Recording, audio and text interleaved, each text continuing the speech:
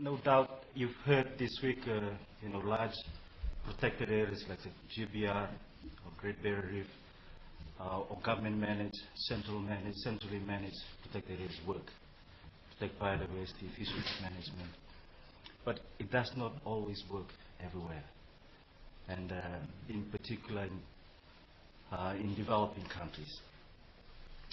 The reasons are many. One is the approach, the size and the scale may not fit the context of developing countries. And one of three of those reasons are developing countries where I come from do not usually have the budget or science expertise readily available to manage such a big or large marine management systems. However, as many, both men and women fishers realize the urgency of saving their resources, community-based efforts flourish. What facilitated this process in the Philippines is that community-based, we have the Philippine laws that allow and recognize civil society participation, especially the marginalized, in terms of managing the fisheries. And fisheries management also in the Philippines is decentralized. So there's really room for engaging communities in terms of management efforts. So in Hingatuan, there are 14 village-level fishers in 7 coastal communities formed in the late 90s, and all are LMMA site members. They established 7 marine sanctuaries around, it's covering 476 hectares in 1978. When we started, the condition of the corals are poor and some are fair.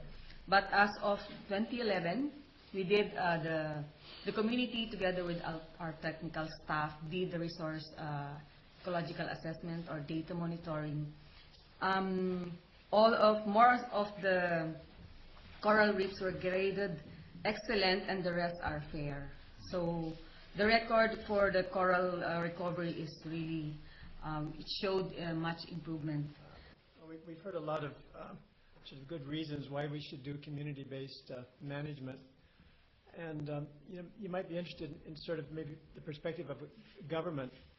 I went to the Philippines a number of years ago. When I first went there in 1980, I saw that there was tremendous destruction around the country of the coral reefs, and there was many issues with overfishing, destructive fishing, illegal fishing, such things.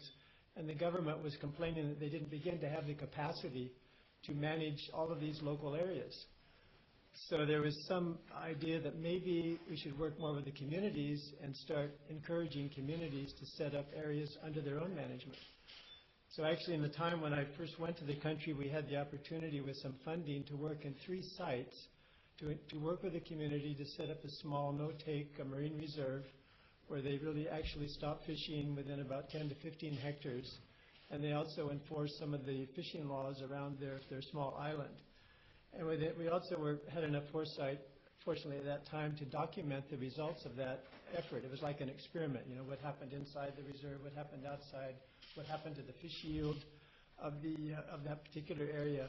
And we were able to see within about 2 years a doubling of the biomass of fish within the small area that was being managed by the community. And we also saw some increase in the fish catch outside of the area. Now the beauty of that was that the community saw the results and they did it themselves from then on. There was no more investment needed from the government.